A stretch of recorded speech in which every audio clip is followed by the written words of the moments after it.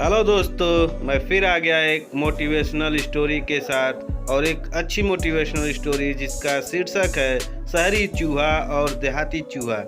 तो चलिए शुरुआत करते हैं आज की मोटिवेशनल स्टोरी के साथ। एक बार की बात है, दो चूहे बहुत अच्छे दोस्त थे। एक चूहा शहर में रहता था और दूसरा गांव में, लेकिन दोनों एक दूसरे की खबर वहां आने जाने वाले चूहों से लेते रहते थे और आपस में बात करते रहते थे।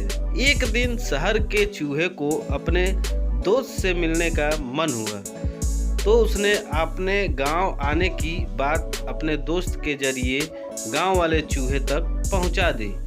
गांव का चूहा अपने दोस्त के आने की खबर सुनकर काफ़ी खुश हुआ। वह अपने दोस्त का स्वागत करने की तैयारियां करने लगा और बहुत उत्साहित था। फिर वो दिन आया जब शहर का चूहा गांव अपने दोस्त से मिलने पहुंचा।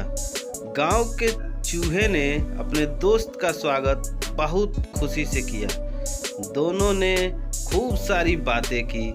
बातों बातों में गांव के चूहे ने कहा, शहर में तो बहुत प्रदूषण होता होगा ना, लेकिन यहाँ गांव का वातावरण काफ़ी शुद्ध है।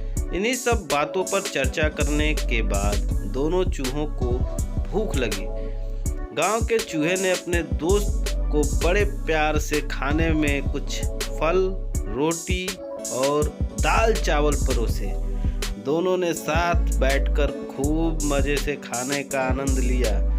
खाने के बाद दोनों गांव की सैर पर निकल पड़े। उन दोनों ने गांव के खूबसूरत नज़ारे का आनंद लिया। गांव की हरियाली दिखाते वक्त गांव के चूहे ने शहर के चूहे से पूछा, क्या शहर में ऐसे ही हरे भरे नज़ारे हैं? तो शहर का चूहा बोला। शहर के चूहे ने इस बात का कोई जवाब नहीं दिया, लेकिन अपने दोस्त को शहर आने का निमंत्रण जरूर दिया। पूरे दिन सैर के बाद दोनों चूहे रात को खाना खाने बैठे। गांव के चूहे ने फिर से अपने दोस्त को फल और अनाज खाने को दिए। दोनों ने खाना खाया और सोने चले गए। ऐसे बातें करते करते अगली सुबह गांव के चूहे ने अपने दोस्त को नाश्ते में फिर से वही फल और अनाज परोसे। ये देखकर शहर का चूहा चिढ़ गया।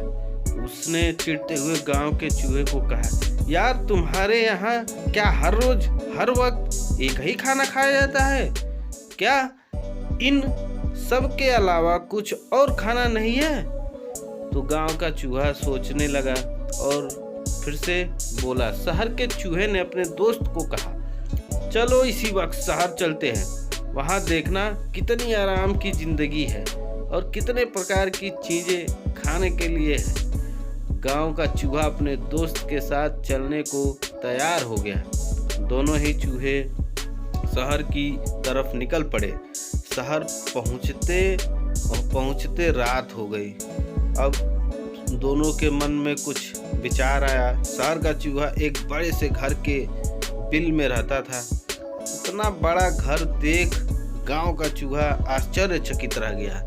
फिर उसने देखा टेबल पर कई तरह के खाद्य पदार्थ रखे थे। दोनों चूहे खाने के लिए बैठ गए।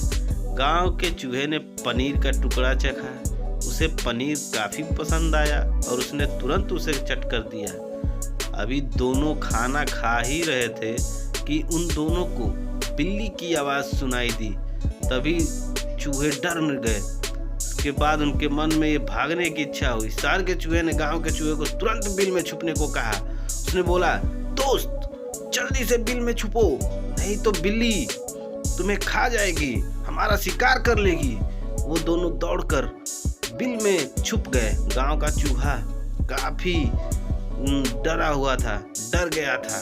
थोड़ी ही देर में बिल्ली वहां से चली गई और दोनों बाहर आ गए।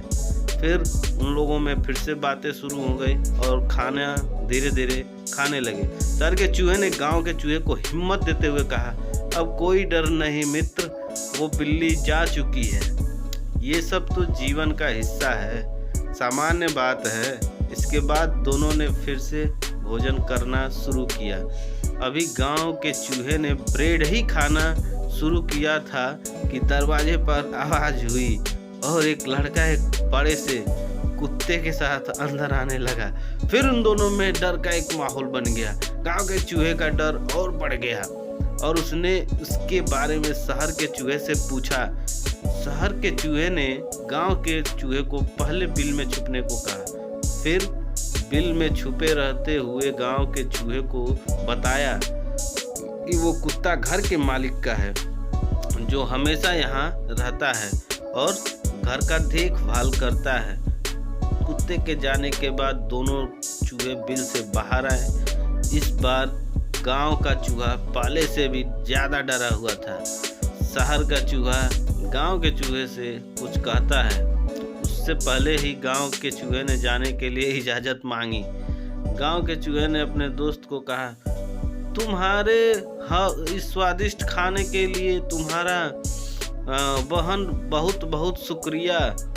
फिर उसके बाद वो जानने की कोशिश करने लगा, लेकिन मैं यहाँ हर दिन अपनी जान को जोखिम डालकर नहीं रह सकता दोस्त। स्वादिष्ट भोजन अपनी जगह और कीमती जान अपनी जगह। यह कहते हुए गांव का चूहा शहर छोड़कर गांव की तरफ निकल गया।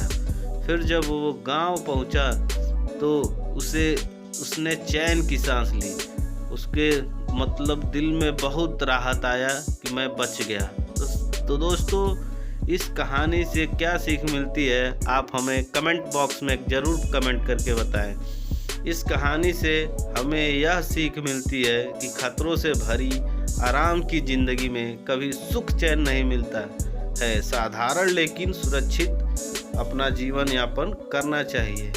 तो दोस्तों, मेरी अगर कहानी अच्छी लगी हो, मोटिवेशनल स्टोरी आपको अच्छी लगी हो तो मेरे चैनल को सब्सक्राइब करें, शेयर करें और ज़्यादा से ज़्यादा लोगों तक पहुँचाएं। धन्यवाद। जय हिंद, जय भारत।